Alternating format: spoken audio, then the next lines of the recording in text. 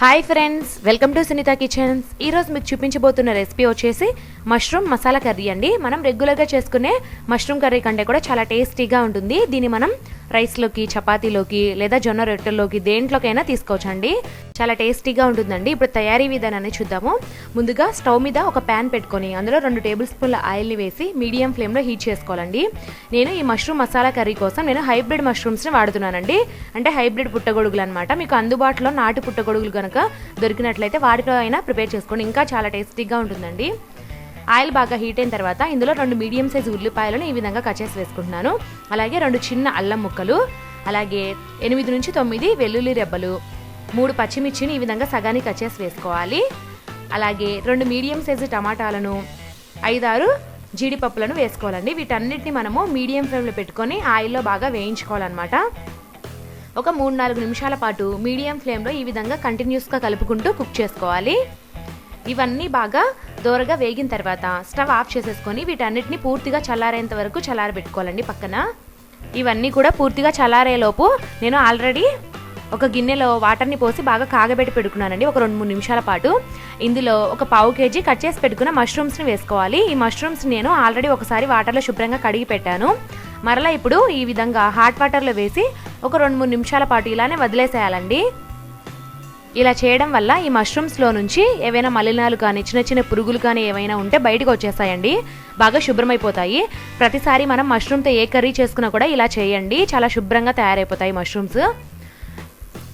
ఒక 2-3 నిమిషాలు అయిన తర్వాత ఒక మిక్సీ జార్ తీసుకొని అందులోకి ముందుగా వేయించి పెట్టుకున్న ఇంగ్రీడియంట్స్ అన్నిటినీ కూడా వేసుకొని మెత్తని పేస్ట్లా గ్రైండ్ చేసుకోవాలండి. ఇందులో జీడిపప్పు మాత్రం అస్సలు స్కిప్ చేయొద్దండి, ఖచ్చితంగా వేసుకోండి. టేస్ట్ అయితే చాలా బాగుంటుందండి ఈ కర్రీకి ఈ జీడిపప్పు వేయడం వల్ల. ఇప్పుడు మెత్తని పేస్ట్లా గ్రైండ్ చేసుకుందాము. చూడండి, ఈ విధంగా రావాలి పేస్ట్ అంతా కూడాను. ఈలోపు నేను మష్రూమ్స్ని కూడా వాటర్లోంచి తీసి పక్కన పెట్టేసుకున్నాను. ఇప్పుడు కర్రీని ఏ విధంగా ప్రిపేర్ చేసుకోవాలో చూద్దాము. స్టవ్ మీద ప్యాన్ పెట్టుకొని ఒక 1/2 టీ స్పూన్ ఆయిల్ని వేసి వేడి చేసుకోవాలండి. ఆయిల్ బాగా హీట్ అయిన తర్వాత ఇందులో మష్రూమ్స్ని వేసుకొని 1 నిమిషం పాటు ఈ విధంగా బాగా టోస్ట్ చేసుకోవాలన్నమాట. ఈ విధంగా టోస్ట్ చేసుకోవడం వల్ల ఇవి కొంచెం మెత్తగా ఉన్నాయి కదా, కొంచెం గట్టి పడతాయి అనమాట. కాబట్టి 1 నిమిషం పాటు బాగా టోస్ట్ చేసుకుందామండి.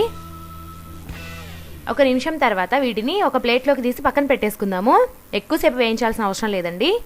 ప్యాన్లో ఇప్పుడు 2 టేబుల్ స్పూన్ల ఆయిల్ని వేసి మీడియం ఫ్లేమ్లోనే హీట్ చేసుకోవాలి.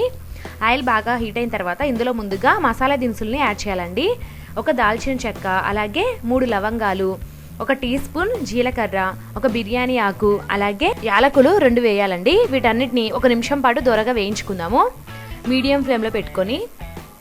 ఇవన్నీ కూడా కొద్దిగా వేగిన తర్వాత ఇందులో ముందుగా గ్రైండ్ చేసి పెట్టుకున్నటువంటి మసాలా పేస్ట్ని కూడా వేసుకొని బాగా వేయించుకోవాలన్నమాట.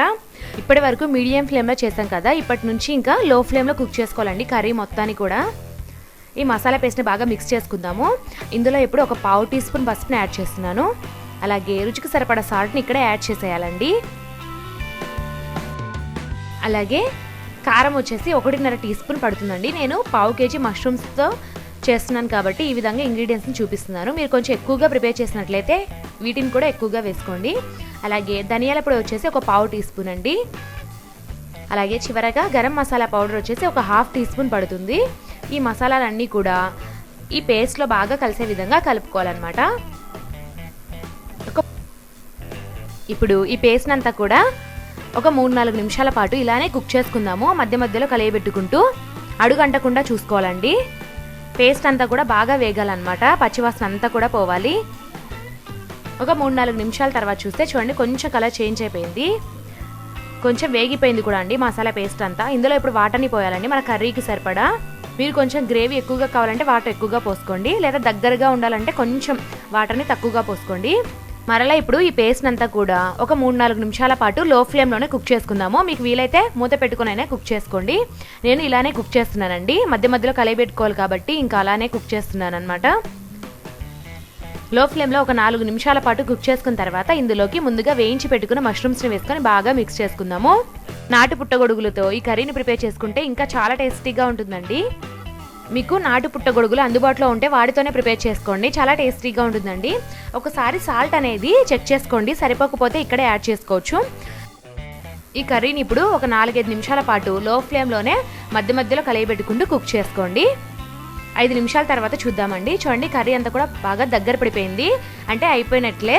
వెంటనే స్టవ్ ఆఫ్ చేసేసుకొని కొద్దిగా కొత్తిమీర చల్లుకొని బాగా మిక్స్ చేసుకుందాము. అంతేనండి, వేడివేడిగా మష్రూమ్ మసాలా కర్రీ రెడీ అయిపోయింది.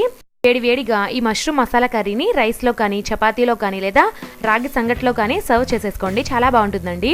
చూసారు కదండి, ఈ వీడియో మీకు నచ్చినట్లయితే ఇలాంటి మరెన్నో టేస్టీ రెసిపీస్ కోసం నా ఛానల్ని సబ్స్క్రైబ్ చేసుకొని ఒక లైక్ చేసి కామెంట్ పెట్టండి. Thank you for watching.